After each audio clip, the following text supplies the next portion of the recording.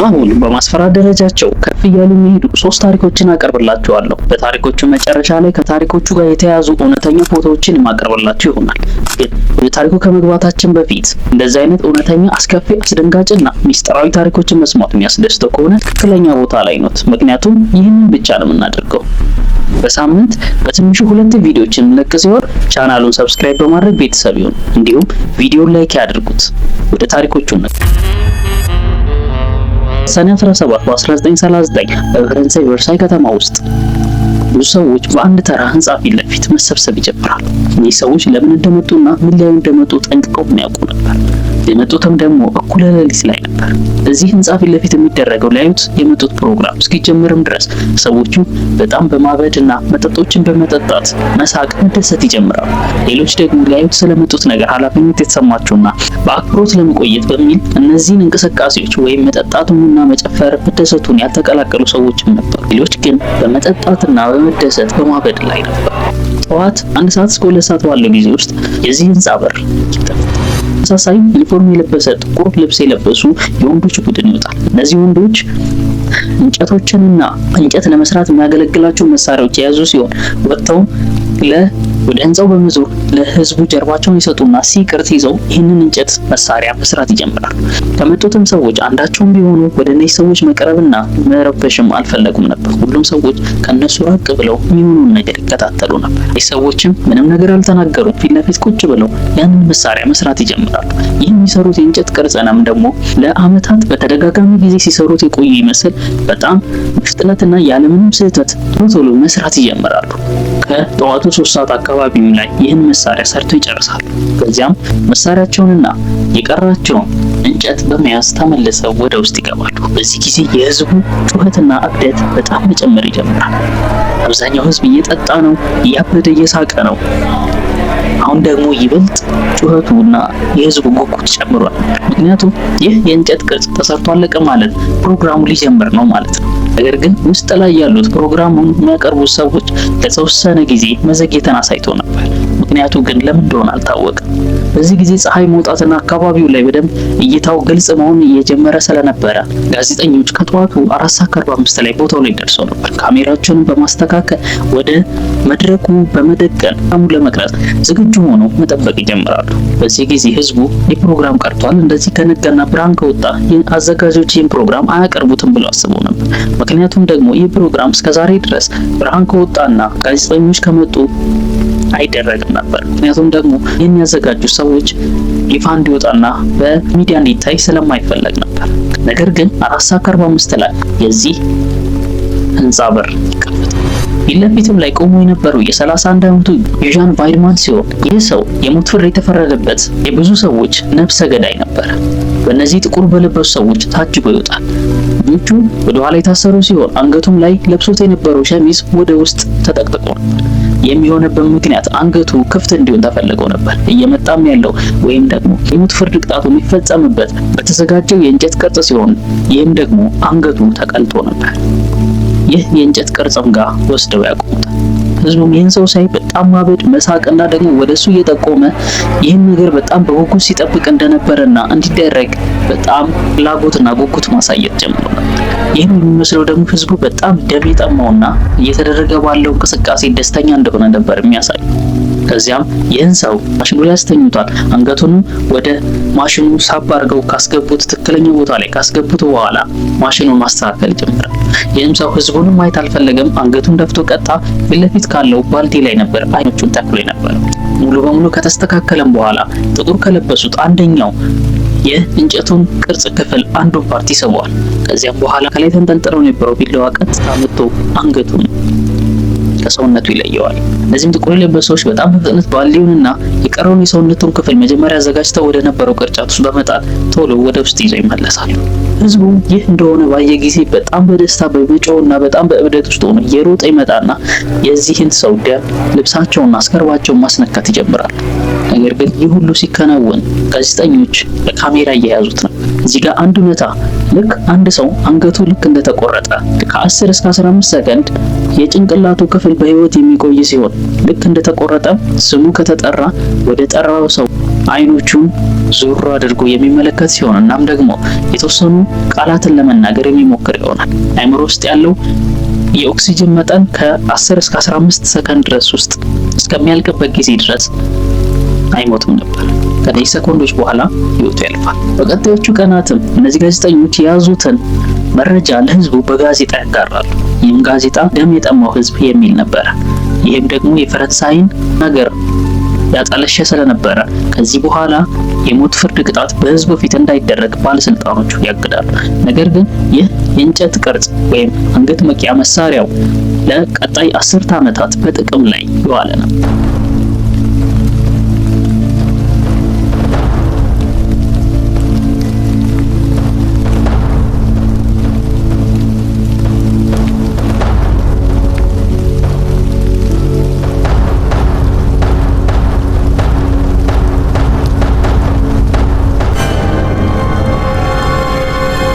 በ1900ዎቹ መጀመሪያ ላይ ኢቫን ፓየርስ የተባለ በጣም ብዙ ሰው የሚቀናበት አንድ ሰው ነበር።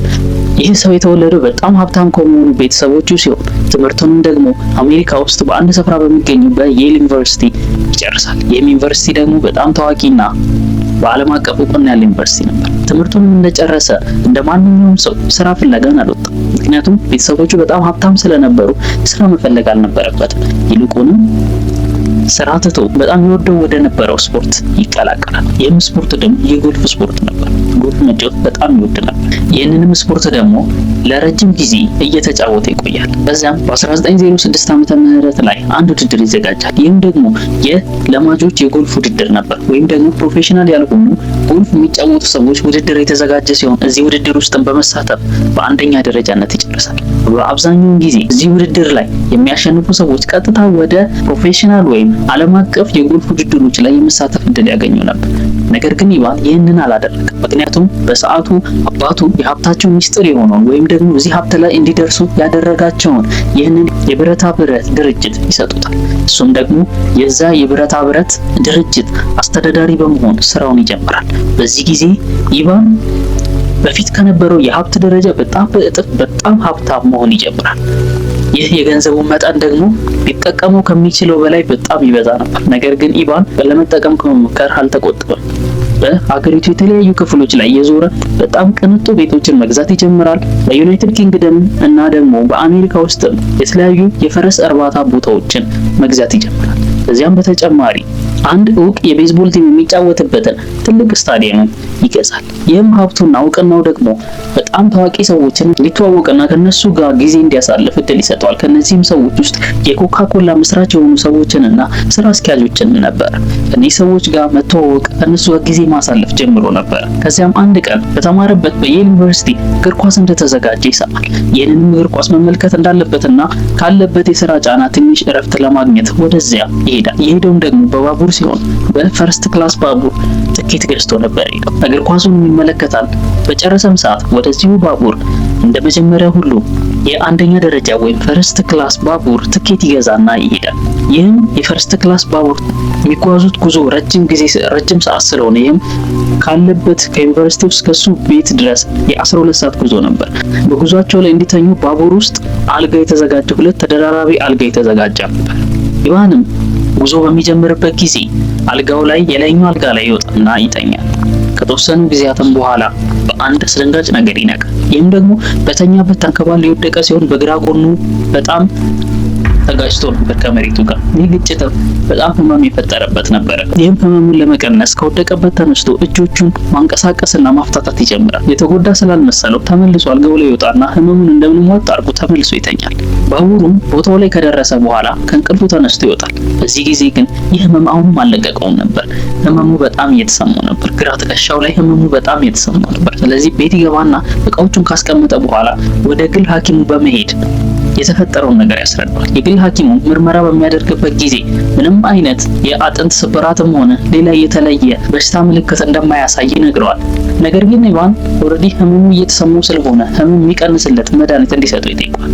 ዶክተሩ እንደዚህ ይለዋል፣ አንድ አዲስ መድኃኒት ወጥቷል። ይህም መድኃኒት ደግሞ በጣም ውድ ቢሆንም ነገር ግን ያው አንተ ሀብታም ስለሆንክ ለዚህ ግድ አይሰጥህም እና በተጠቀሙ በጣም አሪፍ መድኃኒት ነው ይለዋል። ይህም መድኃኒት ደግሞ ራዲያቶር የተባለ መድኃኒት ነበር። እንዲህ በሚለው ጊዜ ይህ ሰው አረ እጠቀመዋለሁ ጻፍልኝ ይለዋል። ዶክተሩም ጽፎ ይሰጠዋል። ከዚያም ኢቫን ሄዶ ይህን መድኃኒት ይገዛና መጥቶ ቤቱ በተነገረው መሰረት አንድ ማንኪያ በቀን እየወሰደ ይቆያል። ይህ መድኃኒት ደግሞ ሁለት አይነት ባህሪ ያለው ሲሆን ህመምን መቀነስና ደግሞ የሚያነቃቃ አይነት መድኃኒት ነበር። ይህን መድኃኒት በሚወስድበት ጊዜ በጣም ይነቃቃል። ህመሙ እየቀነሰ ይመጣለታል። በጣም ያነቃቋል፣ ደፋር ያደርገዋል። በጣም ከፍተኛ የንቃት ደረጃ ላይ የሚያደርሰው መድኃኒት ነበር። ከዛም በተጨማሪ ደግሞ ህመሙንም ሙሉ በሙሉ አጥፍቶለት ነበር።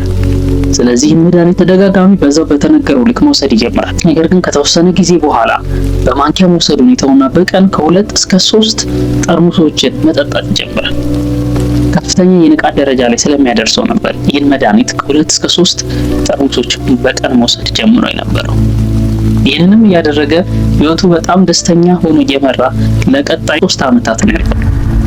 አንድ ቀን ጠዋት ላይ ግን የሰው ከእንቅልፉ ሲነሳ አገጩ ተነቅሎ ይወድቃል። ከዚያም ወደ ሆስፒታል ሄዶ ይህን የታችኛውን ያገጩን ክፍልና የተወሰነ የላይኛውን ያገጩን ክፍል አንድ ላይ በኦፕራሲዮን ያስነሳዋል። ከዚያም ብዙም አልቆየም። አሁንም ደግሞ በተደጋጋሚ ሰውነቶቹ መፈራረስ፣ መውደቅና የአንጎሉ ክፍል መፍረስና መቦደስ ይጀምራል።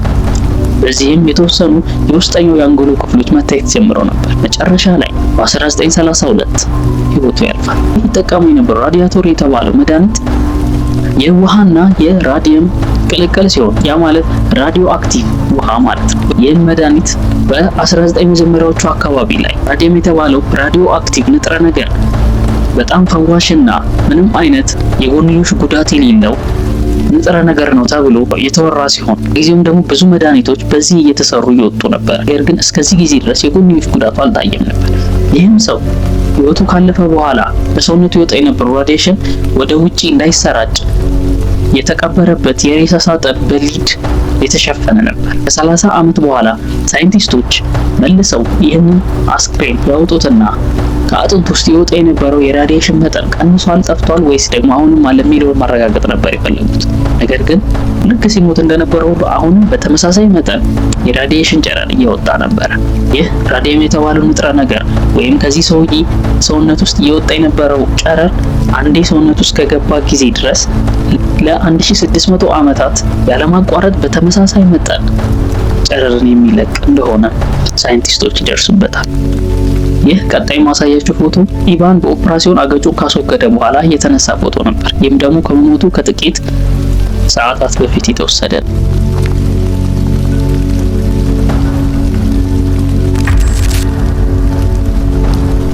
አሁን በማቀርብላችሁ ታሪክ ላይ እንዴት እንደተፈጸመ ብዙ አይነት ክርክሮች አሉ ሲሆን ነገር ግን አሁን እኔ የማቀርብላችሁ ተከሳሹ ባቀረበው ዘገባ መሰረት ነው። ቀኑ ታህሳስ 3 ነበር።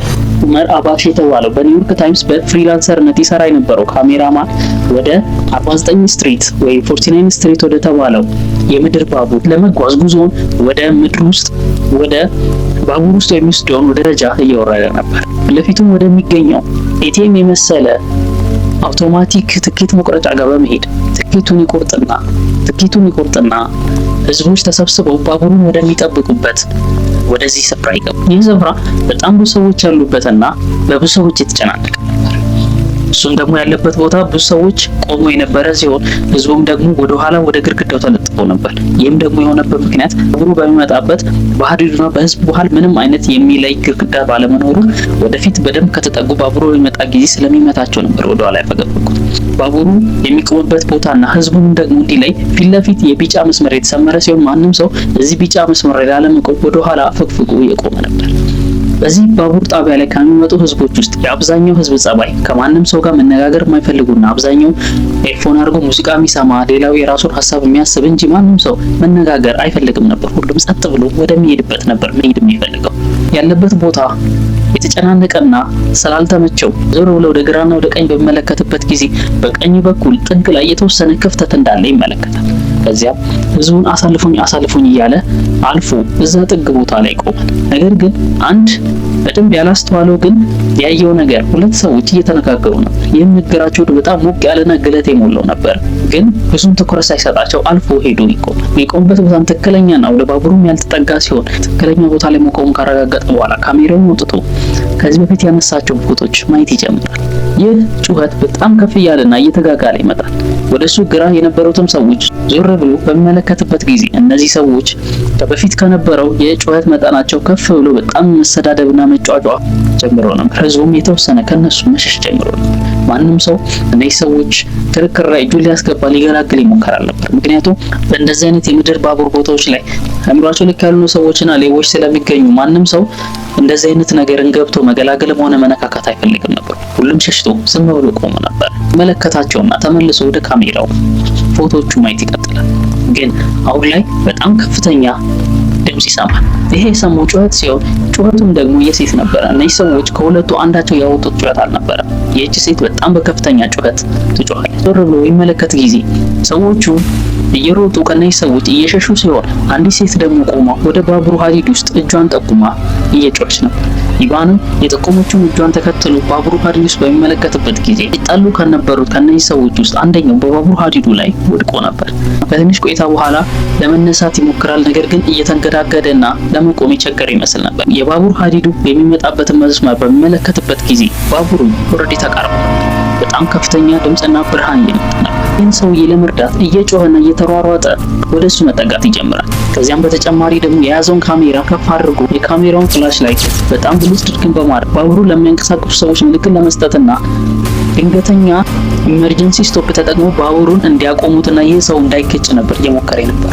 በጣም እየሮጠም ፍላሽ ላይቱን እያሳያቸው በካሜራው ይጠጋል። ነገር ግን የተወሰነ ከሮጠ በኋላ የተረዳው ነገር ደርሶ እንደማያድነውና ወረድዬ ባቡር ሰውየው ጋር እንደደረሰ ነበር። መጨረሻም ላይ ይህም ሰው ለመውጣት እየታገለ የነበረ ቢሆንም ነገር ግን ባቡሩ መድረሱን ሲያስተውል የያዘውን ይለቅና ተመልሶ ዞሮ ባቡሩ ያያል። ከዚያም ባቡሩ ውስጥ ይዞት ሄደ። ፖሊሶችም ስፍራው ላይ ይደርሳሉ። ከሱ ጋር ሲጣላ የነበረውን ሰው በጣም በፍጥነት እንዲያዝ ይደረጋል። በሚጠየቅበትም ጊዜ እንደገፈተረውና ነገር ግን የገፈተረው ራሴን ለመከላከል ነበር ብሎ የመከራከሪያ ነጥብ ያነሳ ሲሆን ነገር ግን ይህ ነጥቡ ከመከሰስ አላገደውም ነበር። እስር ቤት የሚገባር ለ5 ዓመት የሚቆይ። በቀጣዮቹ ቀናት በስፍራው ላይ የነበረው ካሜራ ይዞ የነበረው ለባቡሩ ቴክኒሻኖች ፍላሽ ላይት በሚያሳያቸው ጊዜ ለካ በዛ ካሜራ ፎቶም እያነሳ ነበር። ስለዚህ ይህ ሰው በባቡር ከመገጨቱ ጥቂት ሰኮንዶች በፊት የተነሱ ፎቶዎች ነበር። ይህንንም ወስዶ ይሰራ ለነበረው ኒውዮርክ ታይምስ ጋዜጣ ይሰጠዋል። በጋዜጣውም ላይ ደግሞ ከፍተኛ የዜና ሽፋን ያገኘ መረጃ መሆን ይችላል። በዚያም ህዝብ ይህንን ጋዜጣ ላይ ያለውን ፎቶ በሚመለከቱበት ጊዜ ይህን የመሰለ ምስኪንና ራሱ መከላከል የማይችል እንኳን አቅመ ደካማ ሰው እንዴት ገፍትሮ ሊጥል ይችላል ብለው እዚህ ሰውዬ ላይ ከፍተኛ ጫና አሳድሮበታል። እስር ቤትም ገብቶ ለ5 ዓመት ይታሰራል። ከ5 ዓመትም በኋላ ፍርድ ላይ ይቀርብና የተናገረው ነገር የተፈረደበትን ሙሉ በሙሉ አስቀርቶለታል። ይህም ደግሞ ይህ ሰው በሰዓቱ ሰክሮ እንደነበርና እየመጣም ያስቸግረው እንደነበረ ተናግሯል። እሱም እባክህ ዞር በልልኝ ብቻዬን መሆን ነው ፈልገው ተወኝ እያለው ነበር። ነገር ግን የተገጨው ሰው ሰክሮ ስለነበረ ሊተወው አልፈለገው ነበር። በጣም እያስቸገረው ነበር። ከዚያም ተወኝ በቃ ብሎት ትቶት በሚሄድበት ጊዜ ይህ ሰካራም እጁን አንስቶ ትከሻው ላይ አድርጓል። እዚህ ጊዜ በንዴት ዞሮ እንደገፈተረውና ሰክሮም ስለነበር መቆም አቅቶት ወደኋላ እየተንገዳገደ ሄደው ሀዲድ ውስጥ እንደወደቀ ይነገራል። በጊዜው የነበሩ ሴኩሪቲ ካሜራዎችን በሚታዩበት ጊዜ ይህ ሰው በእርግጥ ከዚህ ሰውዬ ጋር ብቻ ሳይሆን ተደጋጋሚ ጊዜ ባቡር ሀዲድ ውስጥ የሚመጡ ሰዎችን ሰክሮ እያስቸገረ እንደነበረ ተረጋገጠ። አሁን ማሳያችሁ ፎቶ ከመሞቱ ባቡር ከመገጨቱ ጥቂት ሰኮንዶች በፊት የተነሳ ፎቶ ነው።